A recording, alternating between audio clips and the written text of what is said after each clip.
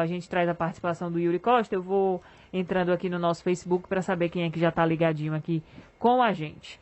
10h04. Jangadeiro Band News FM. Eleições. Nova pesquisa por Data aponta que a diferença entre Lula e Bolsonaro caiu para 8 pontos. O ex-presidente, no entanto, mantém liderança no Nordeste. Fala, Yuri, bom dia. Bom dia, Nonato, bom dia, Carla, bom dia quem está acompanhando aí o Jornal Jangadeiro. Pois é, de acordo aí com a pesquisa, o ex-presidente Lula do PT, ele ainda mantém a liderança com 40% das intenções de voto. Em seguida, aparece o atual presidente Jair Bolsonaro do PL com 32%. A diferença entre os dois é de 8 pontos percentuais. No levantamento do mês passado, Lula manteve os 40% e Bolsonaro 31%, ou seja, ele cresceu 1%. Já na pesquisa de janeiro, Lula possuía 42 pontos percentuais e Bolsonaro 28 pontos, 28% no caso, né? Para o doutor em Sociologia Clésio Arruda, esse crescimento de Jair Bolsonaro ao longo aí das pesquisas mostra que, além do presidente já estar fazendo abertamente a sua campanha para a reeleição, existe uma tendência aí, Nonato, de esvaziamento dos nomes da chamada terceira via.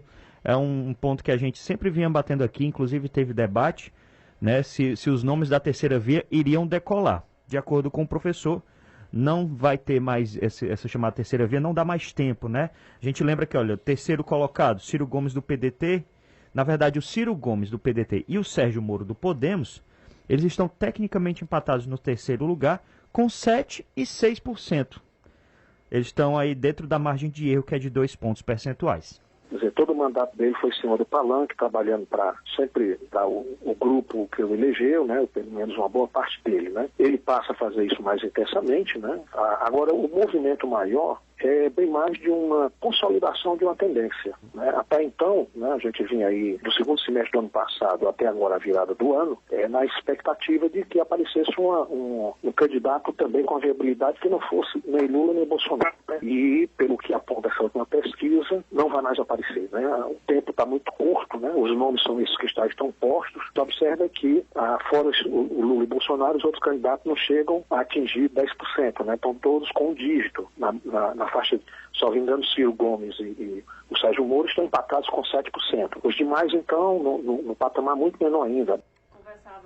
Conversávamos aqui nos bastidores sobre essa questão da terceira via, né? Que a gente sabe que teremos aí mais uma eleição de redes sociais. Sim. Né? Com o incremento das redes sociais, o uso das redes sociais. E rede social, hoje em dia, você é um desconhecido, no dia seguinte, meu amigo, você pode bombar. Tá bombando, seja negativamente, seja positivamente. Então, eu acho que daqui para outubro tem muito chão, muita coisa para rolar. A gente sabe que os candidatos, os partidos vão usar isso também a favor. Eles não estão parados, A gente vê, inclusive, na própria campanha do Ciro, uma tentativa aí de conquistar a juventude, de ter esse texto, né? Essa propaganda mais próxima ali do público de rede social, enfim. E é claro que não vai ficar de fora das redes sociais. E eu não duvido também que tenhamos, que saia aí dos debates, repercussão e os famosos memes, né, também, que de maneira positiva ou de maneira negativa, eles também trazem visibilidade, né, para os candidatos. E sempre dentro desses memes, né, Carla, tem aquele chamado voto de protesto, né? Alguns candidatos que ficam conhecidos aí por receber o voto de protesto. Ainda na pesquisa, tem a divisão também por regiões, né? O ex-presidente Lula mantém a liderança aqui no Nordeste com 50% das intenções de voto. Já Bolsonaro lidera no Centro-Oeste com 43%. No Sudeste, os dois estão empatados aí com 35%. O professor Clésio Arruda, ele acredita que ainda existe aí um recall do eleitor nordestino, né, da época em que Lula foi presidente. Por outro lado, Bolsonaro aí tenta atrair esse eleitorado. As políticas, não só do governo Lula, mas principalmente do governo Lula, possibilitou um fortalecimento de uma tendência mais à esquerda em todo o Nordeste. E, digamos, surfou da onda Lula e se manteve. Não houve uma perda de memória, né, do eleitor do Nordeste, porque essa tendência política mais ligada à tendência do próprio Lula permaneceu no poder do Nordeste, né? A campanha que alçou o Bolsonaro ao poder, ele já, na sua primeira eleição, já sabendo da dificuldade em relação ao Nordeste, investiu muito mais na região Sudeste e Sul. De vez em quando também escorrega, né? É o Cabeça Chata, é o Paraíba, Então, essas falas aí, elas vão ficando na memória, né? E aí são recentes, né? Mudar esse perfil desse eleitor, né? Atraindo essa simpatia, é uma tarefa difícil, né? Pode ter sucesso, né? É difícil, né? Quer dizer, a gente imaginar diante da forma como, inclusive em termos de recursos, né? Agora vem inaugurando algumas obras, mas ao longo da gestão. Pois é, como diz o professor aí, né? Tá tentando recuperar o tempo perdido, o presidente Jair Bolsonaro, né? A gente lembra, só aqui no Ceará foram 5 visitas nessa pacotão de obras aí, principalmente obras hídricas, né? Que o Nordeste precisa tanto. Vamos fazer o extrato aqui por renda. Lula lidera entre os eleitores de até 2 salários mínimos, tem 48%. Já Bolsonaro lidera entre os eleitores de 2 a 5 salários mínimos.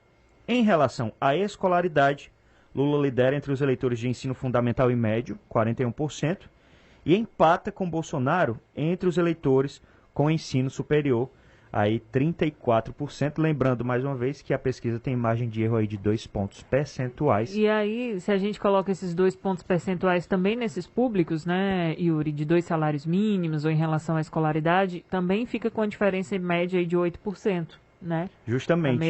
A mesma variação no geral. Na avaliação geral. Beleza. Obrigada, Yuri. Obrigada pela participação. Às 10h10 na Grande Fortaleza, a gente fala de um outro assunto relacionado exatamente com o fim do carnaval. Lojistas e prestadores de serviços em Fortaleza fazem um balanço. É um balanço dos lucros e também de perdas durante o período. O resultado foi uma diminuição no volume, na intensidade das vendas esse ano em comparação com 2021.